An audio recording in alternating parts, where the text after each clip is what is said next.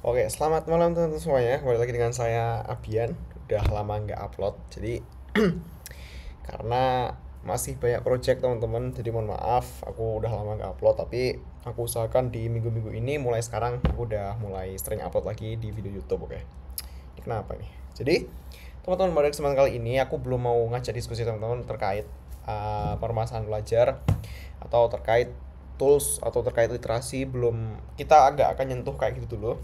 Tapi aku mau cerita ke teman-teman kalau di internet itu banyak sekali yang bilang kalau katanya ya orang sukses itu temennya dikit.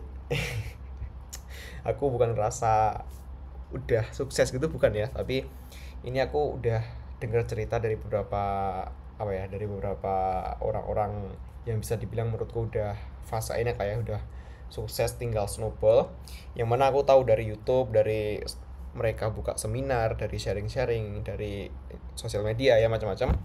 Jadi katanya kalau kita udah di fase dewasa atau di fase mau jadi orang sukses atau lagi berusaha gitu, pasti kita itu ngerasa lagi sendirian. Jadi ternyata aku udah mulai ngerasain kayak gitu ya, walaupun belum sepenuhnya ya. Aku masih tetap ada teman, aku tetap ada sahabat-sahabat, wis sahabat-sahabat nggak tuh di sekitarku. Tapi yang akan aku breakdown adalah terkait walaupun teman kita banyak, tapi kenapa kita selalu merasa sendirian.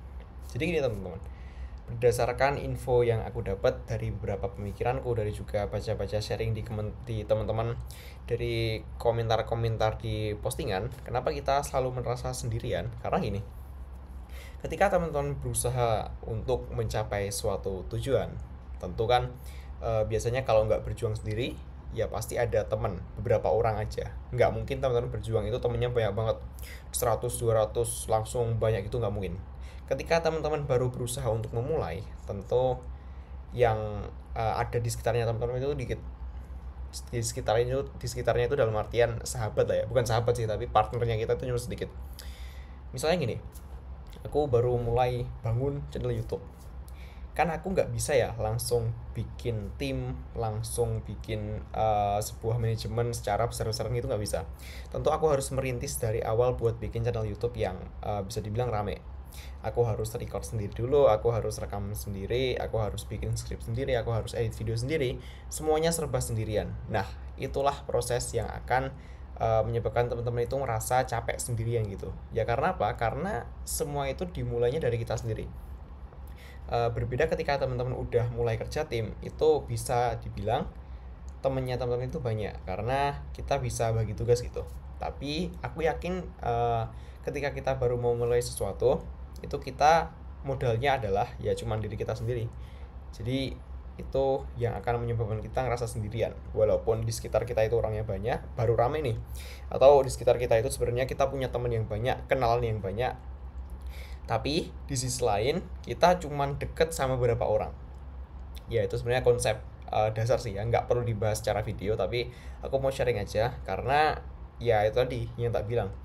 Aku akhir-akhir ini ada banyak kegiatan, misalnya kegiatan di kegiatan kedutaan, di kegiatan bikin komunitas, di kegiatan ya bikin konten kayak gini, habis itu ikut lomba, habis itu sekolah. Apalagi yang kelas 12 sudah mulai mengurang kegiatannya pembelajaran di sekolah, ya jadi ombang-ambing lah. Yang dulunya aku udah sibuk sekolah, sibuk organisasi di sekolah, habis itu mulai dilanda dengan kelas 12, kelas 3, yang mana rata-rata teman-teman itu belajarnya secara mandiri, secara kelompok kecil, nggak langsung besar gitu, nggak. Dan kita udah mulai buat menentukan tujuannya sendiri-sendiri. Itulah yang jadi alasan kenapa kita ngerasa sendirian. Mungkin teman-teman besok akan sadar, mungkin kalau sekarang belum merasakan sendirian, mungkin teman-teman besok akan sadar ketika teman-teman mulai merintis sesuatu, mulai merintis, misal nih ngerintis usaha, habis itu belajar dengan tekun, mulai nih belajar dengan tekun, habis itu baru banyak kerjaan, baru banyak project, yang mana sebenarnya kita itu sebenarnya butuh teman, layaknya manusia lah ya, manusia makhluk sosial pasti butuh teman. Tapi yang jadi penguat aku pribadi adalah motivasiku. Jadi ketika ditanya orang sebenarnya capek enggak kalau berjuang sendirian, iya sebenarnya capek, tapi nggak apa-apa. Oke, jadi buat teman-teman yang udah ngerasa, oh aku udah punya teman banyak, sebenarnya kenalan yang banyak, tapi kenapa ya aku ngerasa sendirian terus gitu, ya itu wajar, belum. Karena aku juga ternyata baru mulai ada di fase kayak gitu. Mungkin teman-teman kakak-kakak yang udah sepuh, mohon bisa sharing komentar di bawah mungkin atau gimana, karena aku udah mulai berbaur dengan kakak-kakak yang udah usia 30, usia yang jauh lah ya, bisa dibilang jauh dari aku pribadi. Dan mereka bilang kalau kita sebagai anak muda ya, jangan sia-siakan waktu. Jadi jangan terlalu banyak main, katanya segitu. Jangan terlalu banyak main, fokus ke tujuan.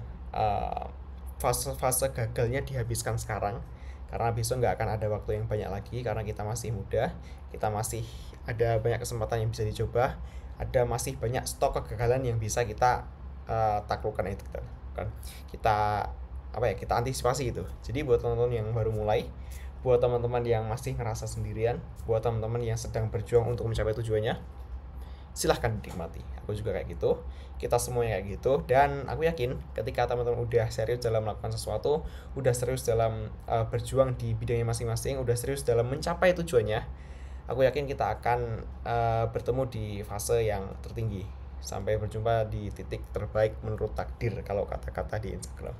Itu aja yang mau aku sharing, karena aku juga bingung mau bikin video apa lagi.